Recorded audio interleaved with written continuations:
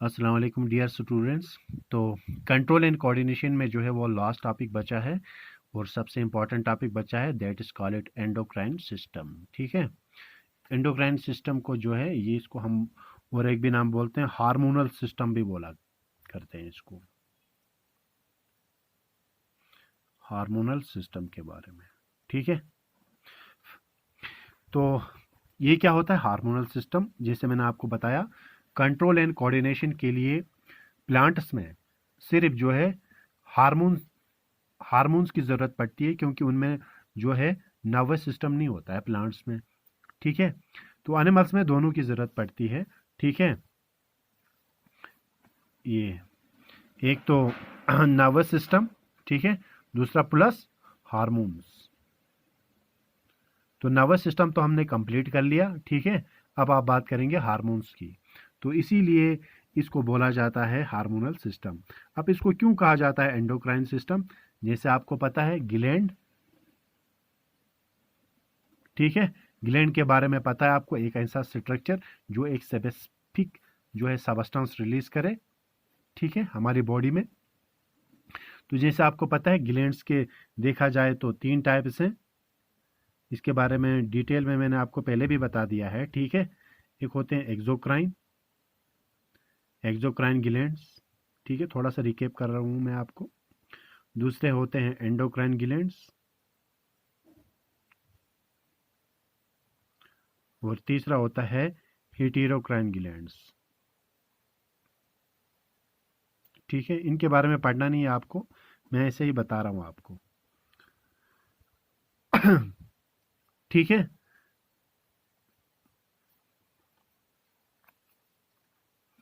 जैसे for example मैं पहले बात करूंगा एक्सोक्राइन ग्लैंड। ठीक है, एक्सोक्राइन ग्लैंड्स होते हैं जो होते हैं जिनके डक्ट्स होते हैं, जिनके क्या होते हैं डक्ट, इनके डक्टलेस होते हैं, इनमें डक्ट नहीं होता है। अब आप कहेंगे सर डक्ट क्या होता है? डक्ट होता है ट्यूब, ट्यूब लाइक स्ट्रक्चर। जैसे ये एंडोक्राइन का मैं आपको एक डक बनाऊंगा, ये डक है, ये ट्यूब बन गया ना, यानी ये जो सिक्रेट करेगा इस ट्यूब के अंदर से आएगा, एक पाथ के जरिए आएगा, इसी को डक्ट बोलते हैं। ठीक है, एंडोक्राइन में डक्ट नहीं होता है, जैसे ये ट्यूब नहीं होती है इसमें, डायरेक्ट जो है वो ब्लड स्ट्रीम में रिलीज करते हैं। ठीक, डायरेक्ट जो है वो ब्लड स्ट्रीम में जो है ये रिलीज करते हैं। हेटेरोक्राइन ड्यूअल इन नेचर होता है।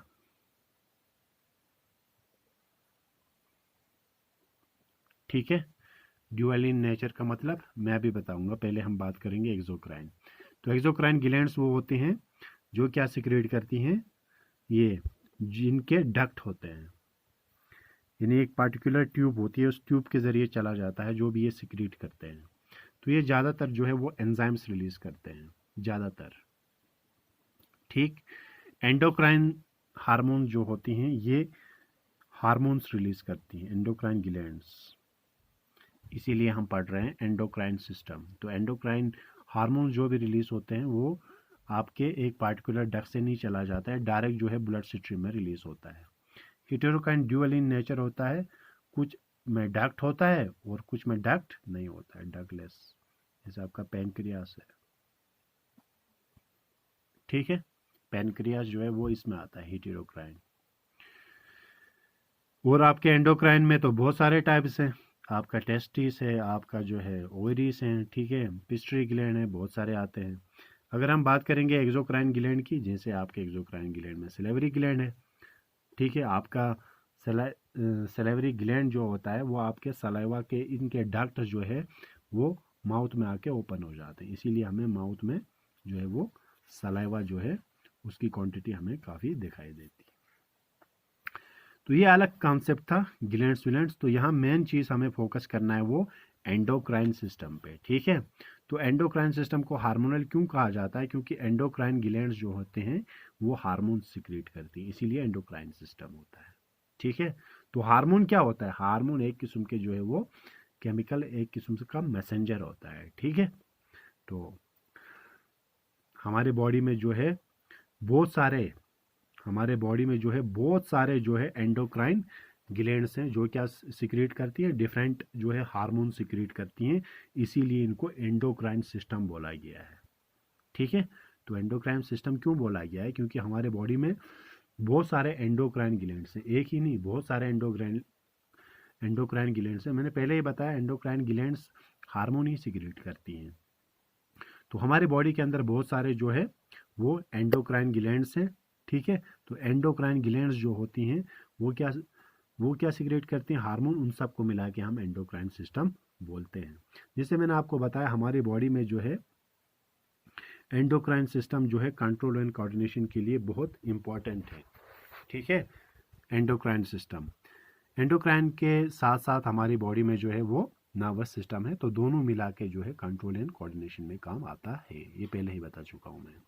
अब आते हैं हम जो है हमारे एंडोक्राइन सिस्टम की ओर। ठीक है, जैसे मैंने पहले ही बताया बहुत सारे एंडोक्राइन ग्लैंड्स हैं, तो एक एक करके बात कर लेते हैं हम ग्लैंड्स के बारे में। ठीक है, तो सबसे पहले हम बात करेंगे हम यहाँ पे पहला ग्लैंड हाइपोथैलेमस।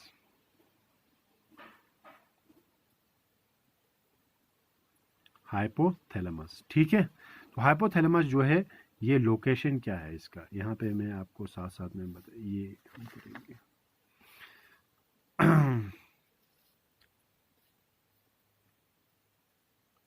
हाइपोथैलेमस, ठीक है, ये ग्लैंड का नाम है, ग्लैंड नेम, ग्लैंड का नाम हाइपोथैलेमस है। ठीक है, यहाँ से ग्लैंड का नाम लिखेंगे, यहाँ पे लिखेंगे लोकेशन, लोकेशन का मतलब कहाँ पे पाया जाता है। ठीक है, प्रेजेंट इन ब्रेन, हमारे जो है ब्रेन में प्रेजेंट होता है ये। ठीक है, ये कौन सा हार्मोन रिलीज इट और फंक्शन, मेन तो बस यही पढ़ना है, कौन सा हार्मोन रिलीज करता है ये एक हार्मोन रिलीज करता है, उसको बोलते हैं रिलीजिंग हार्मोन, रिलीजिंग हार्मोन। इस काम हार्मोन का काम क्या है,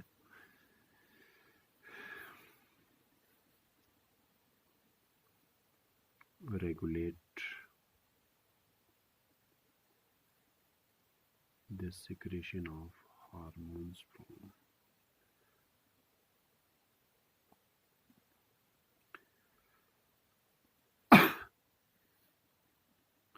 पिट्यूटरी ग्लैंड।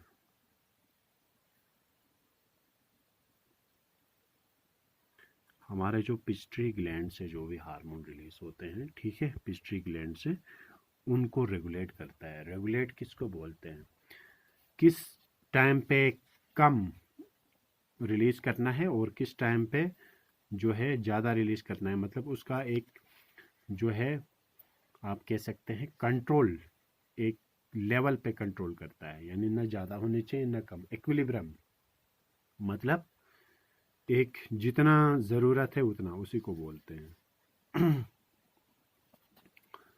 ठीक है, तो जितने भी हमारे पिट्यूटरी ग्लैंड से जितने भी हार्मोन्स रिलीज होते हैं उनको रेगुलेट करता है। रेगुलेट का मतलब उनका जो है लेवल जो है वो बराबर रखता है, ना ज़्यादा होने देता है ना कम, उसी को बोलते हैं रेगुलेट।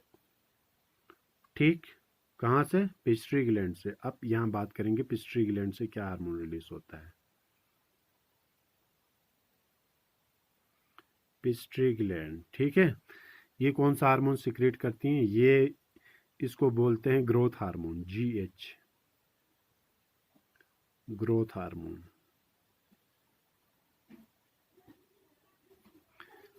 हमारे बॉडी में ग्रोथ हार्मोन, नाम से ही पता चलता है, ह्यूमन ग्रोथ हार्मोन, ग्रोथ, हमारे बॉडी का ग्रोथ। ठीक है, जैसे हमारे बोन्स बड़े हो जाएंगे, हमारे मसल्स बड़े हो जाएंगे। ठीक है, अगर किसी इनका जो है लोकेशन तो बता, सॉरी मैंने लोकेशन में गलत लिख दिया, ये इसमें लिखना था हार्मोन रिलीज इट में ग्रोथ हार्मोन। ठीक है,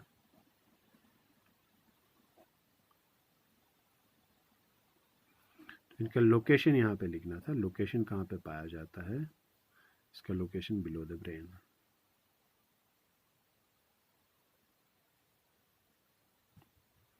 ठीक है।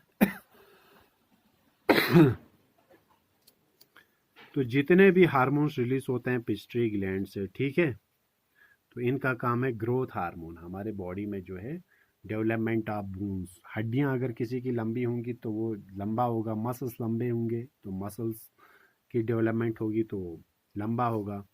तो ये डिपेंड करता है हमारा पिट्यूटरी ग्लैंड पे कि इंसान जो है कद का छोटा रहेगा या बड़ा रहेगा, ठीक है। जिसके अंदर जो है, जो पर्सन के अंदर जो है ग्रोथ हार्मोन यानी पिट्यूटरी ग्लैंड से ग्रोथ हार्मोन ज़्यादा रिलीज होगा वो कद का लंबा होगा, और जो कम रिलीज करेगा उसकी हाइट जो है वो कम होगी। तो फंक्शन क्या है इसका, इसका फंक्शन जो है किस पे है, हाइट पे है, ठीक है, height, short and tall, clear, short and tall, कोई इंसान टॉल है या शॉर्ट है वो डिपेंड करेगा on the basis of pituitary gland, ये पिट्यूटरी हार्मोन, पिट्यूटरी ग्लैंड जो हार्मोन रिलीज करता है ग्रोथ हार्मोन। थर्ड वन है हमारे पास थायराइड ग्लैंड।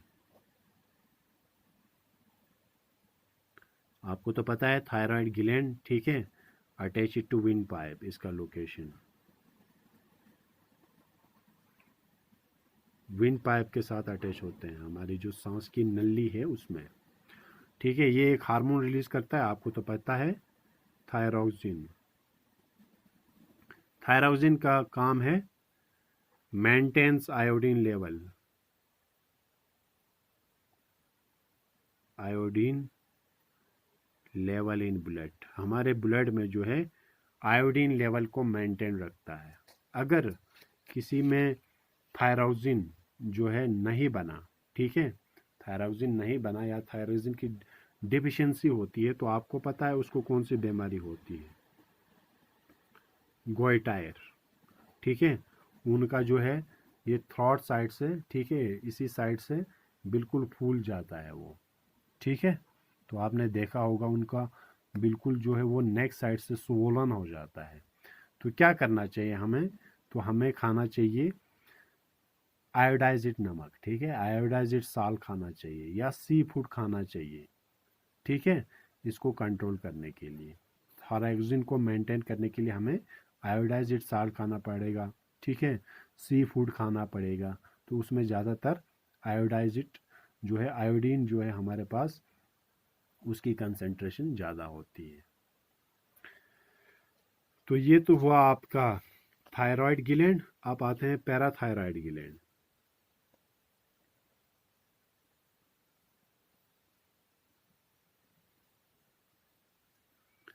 पैराथायराइड ग्लैंड नाम से ही पता चलता है ये एक हार्मोन रिलीज करता है, उस हार्मोन का नाम है parathormone.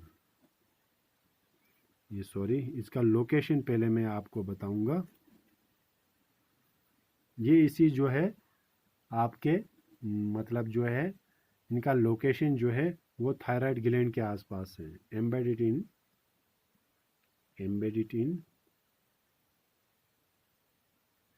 Thyroid gland, thyroid gland के साथ जुड़े हुए होते हैं, ठीक है। इनको इनका काम, इनका जो हार्मोन है वो रिलीज करते हैं पैराथॉर्मोन, ठीक है। इनका मेन काम क्या है, रेगुलेट कैल्शियम और जो आपका फॉस्फेट लेवल है ब्लड में, ठीक है, कैल्शियम और फॉस्फेट लेवल जो आपका ब्लड में है उसको, उस लेवल को जो है मेंटेन रखने का है, ठीक है, पैराथायराइड ग्लैंड ये हार्मोन का। तो पैराथायराइड ग्लैंड पैराथार्मोन रिलीज करता है जिसका मेन काम जो है वो पैराथार्मोन यानी कैल्शियम और फॉस्फेट के लेवल को मेंटेन रखता है, किस में, ब्लड में। अब जाएंगे पांचवा, थाइमस ग्लैंड। थाइमस ग्लैंड हमारा जो है लोअर पार्ट ऑफ नेक, या आप कह सकते हैं location lower part of neck, या आप कह सकते हैं upper part of chest, chest के ऊपर और हमारा जो नेक है उसके नीचे, ठीक है। ये एक हार्मोन रिलीज करता है, उसको बोलते हैं thymus hormone. Thymus hormone, thymus, तो इसका काम क्या है? Development of immune system.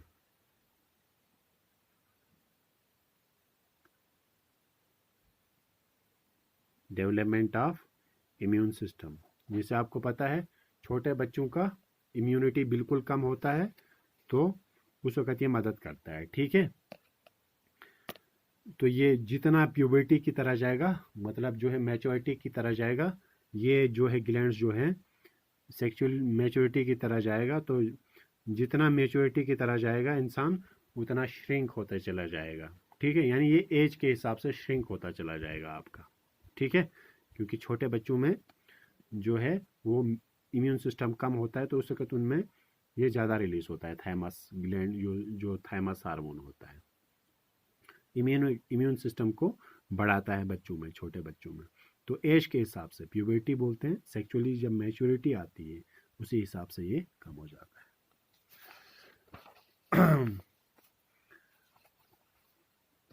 आप आते हैं छठा पॉइंट, पैनक्रियास, ठीक है। तो पैनक्रियास में हम लोकेशन पढ़ेंगे, कहाँ पे है, जैसे आपको पता है इसका लोकेशन जो है जस्ट बिलो द स्टोमक,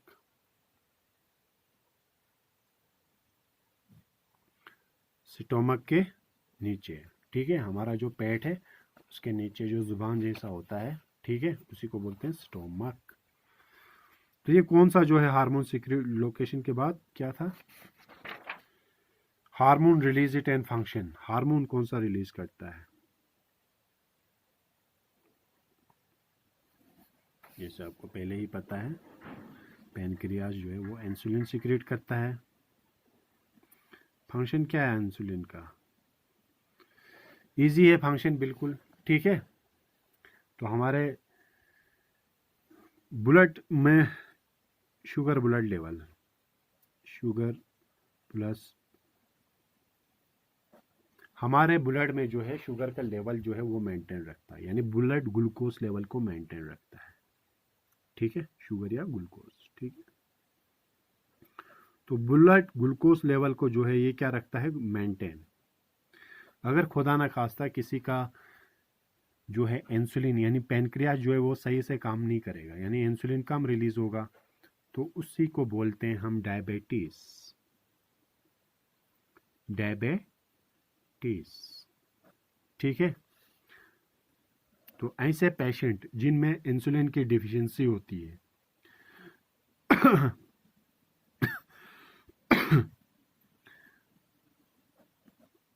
तो आप कह सकते हैं कि इंसुलिन की कमी की वजह से उनका जो है शुगर लेवल जो है वो हाई हो जाता है, क्योंकि मेटाबॉलिज्म नहीं हो पाता है, ठीक है, जैसे लार्ज क्वांटिटी हो जाएगा शुगर का, ठीक है।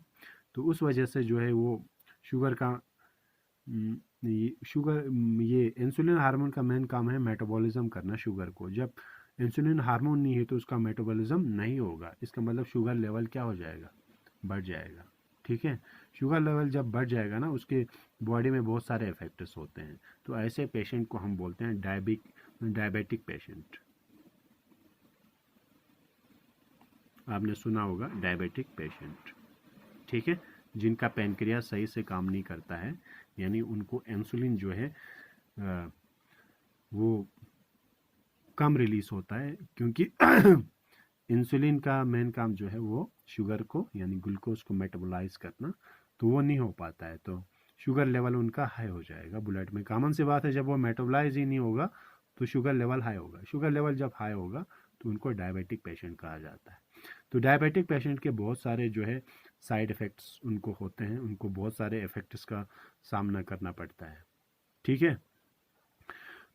तो क्या कहते हैं ऐसे पेशेंट को, क्या कहा जाता है, एक तो इनको जो है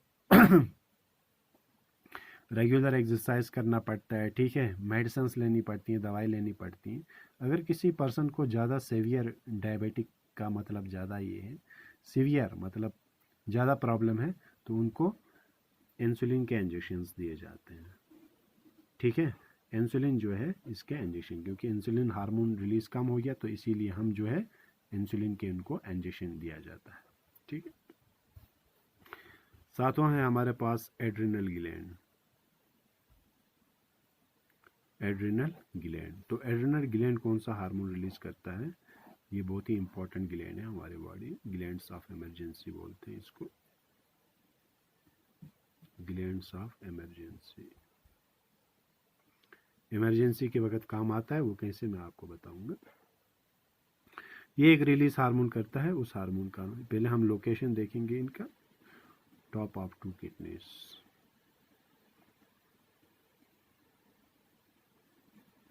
टॉप ऑफ 2 किडनीज, किडनीज के ऊपर होते हैं, ठीक है। और ये हार्मोन रिलीज करती है, उस हार्मोन का नाम है एड्रेनलिन, ठीक है। एड्रेनलिन हार्मोन जो होता है, इसका मेन काम जो है वो हमारे हार्ट बीट को कंट्रोल करना, ब्रीथिंग रेट को, ब्लड प्रेशर को, ठीक है, इनको कंट्रोल करता है। हमारे बॉडी में जो है एड्रेनलिन जो है ये हमेशा जो है कम अमाउंट में रिलीज होता है, लेस अमाउंट में,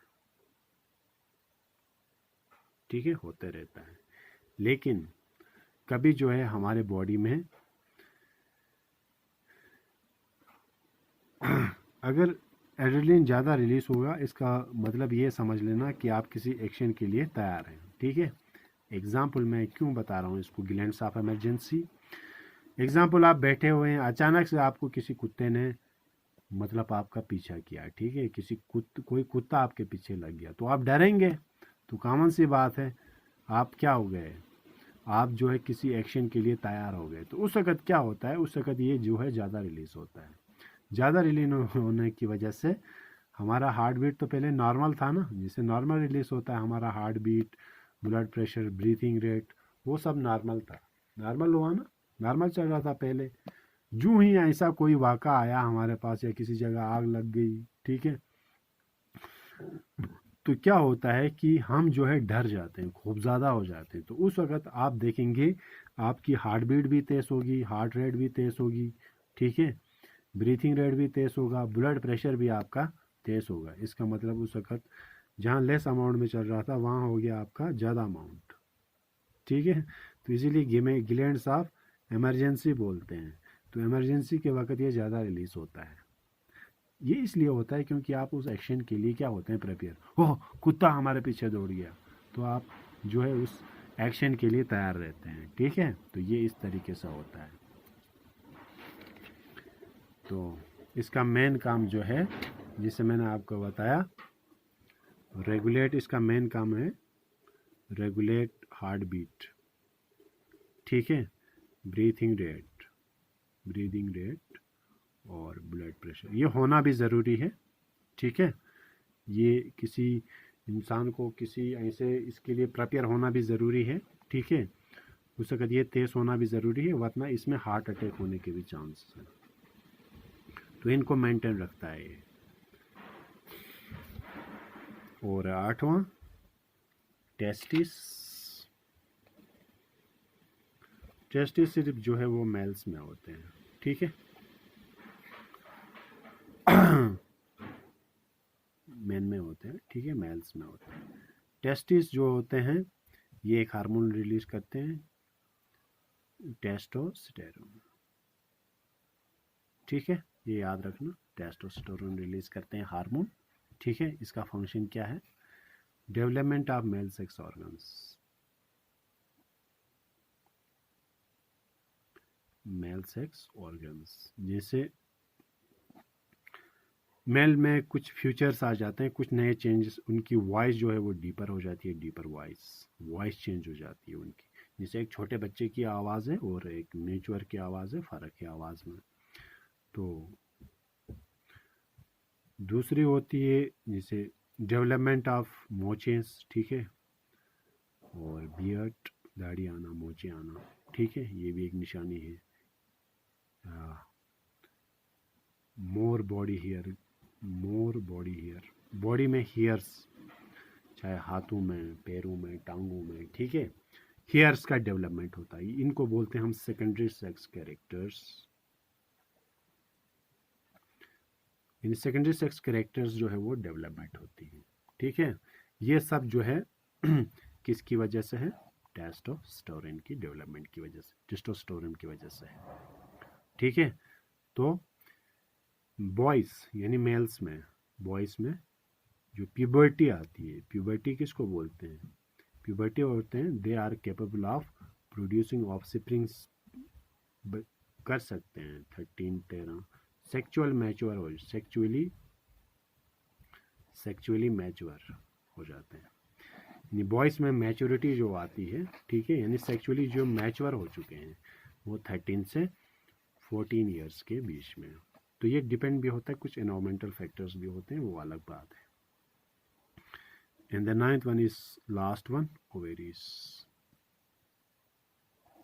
ठीक है, क्या है हमारे पास? ओवेरीज हैं।